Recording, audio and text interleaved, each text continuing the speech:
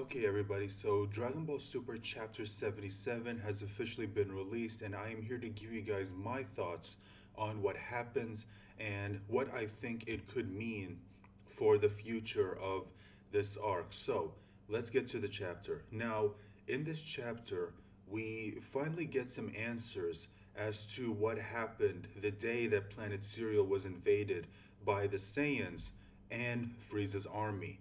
And we also get to find out who was basically responsible for all of this. And there's one thing that does happen in this chapter that I do want to give my comments on, but I'll save that for the end. Let me get to the events of that day that Planet Cereal was invaded. So, as we find out in this chapter, when Planet Cereal was invaded, they were pretty much wiped out almost instantly because we were told that there weren't that many Cerealians and Namekians in the first place, so the Saiyans had next to no trouble wiping them out. However, one of the Cerealians did find out that the moon is the one that gives the Saiyans the ability to transform into their Uzaru forms, so they do destroy the moon. So Planet Cereal did have a moon, but apparently it did get destroyed, and it doesn't have that anymore. So it's a lot like what happened in the 21st Tenkaichi Budokai when Master Roshi destroyed the moon after finding out that that's what allowed Goku to transform into his Uzaru form. So that although how that Cerealian figured out it was the moon, honestly we don't know. They don't really make that clear, but whatever. Anyway, the Saiyans still end up wiping them out with the exception of two, that being Granolah and his mom, whose name is revealed to be Muesli. Now, Bardock does find them, and he takes them to safety up in Monaito's house that's up in the mountains that we've seen in one of the previous chapters. However, before this, we get a bit of a flashback, so a flashback within a flashback, but from Bardock's point of view. And we get to see the day that Bardock meets Goku for the first time in the incubator that we saw him in during the Broly movie. And it's also revealed that Bardock is the one who gave Goku his name, as opposed to the TV special where it was already given to him and then Bardock just found out about it later on. And then we cut to present day where Monaito is telling them all of this. And he does mention that Goku bears a resemblance to the Saiyan that saved him. Excuse me. And then Goku says that I don't know anything about that, which of course makes sense because Goku doesn't really know much about the Saiyans, and I don't think he really cares. And this chapter does kind of go to prove that Goku doesn't really care what happens to the Saiyans, or what happened to the Saiyans, excuse me. And then Vegeta reveals that Bardock was actually Goku's father.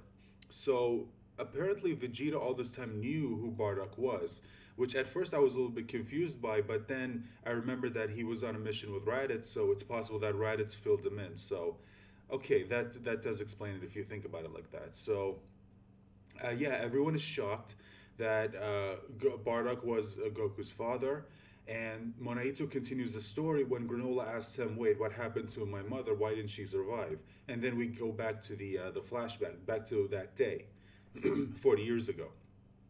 So we're in Monaito's house, and then Bardock hears that there's some people outside, and then he goes to check, and he finds out that it's the Heater Force.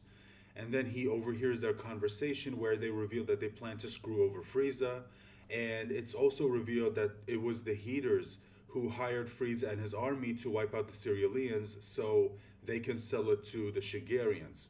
So it's revealed that the Heaters are the ones who are responsible for all of this. They are the real bad guys of this arc, even though I'm pretty sure a lot of us kind of already predicted it. They did kind of telegraph it from a while back, a few chapters ago. So Granolah then wakes up because he fainted from seeing Bardock in his Uzaru form. He wakes up, goes outside, sees his mother Monaito with a Saiyan, and he screams, basically alerting the Heaters to their location. And Bardock comes up with a plan that, now that I think about it, is kind of stupid, but whatever. He tries to pretend to be someone who found the survivors and is basically trying to trick the Heaters into letting them live. But unfortunately, it doesn't work because they only end up thinking of sparing the Namekian Monaito, but not the Cerealians, and ends up taking out his gun and then firing it at Muesli. And then Bardock gets pissed, fires a key blast at them, but a protective barrier was put up by gas in order to shield them. And then Bardock uses the smoke screen to get them out of there. And once they're gone, Monaito reveals that the wound is fatal and that she's not going to survive. So basically, Alec is responsible for killing Granola's mom. And I am really, really curious to see how Granolah is going to react to this, because if his depiction up until this point is anything to go by, he is going to be very, very pissed. And you know he's going to want to go after Alec and kill him for what he did.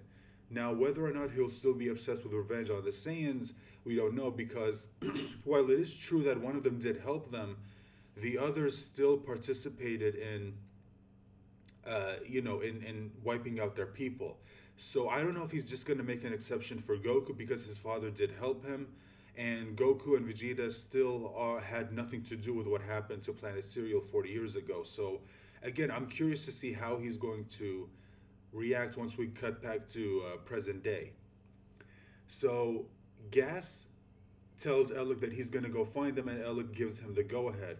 But considering the fact that Bardock is still alive by the events of the Broly movie, and of course Granolah and Monaito are still alive, we can properly assume that he failed. Now, how he failed, we don't know. We're going to have to wait and see. But it does cut back to present day, to a conversation between Alec and Gas.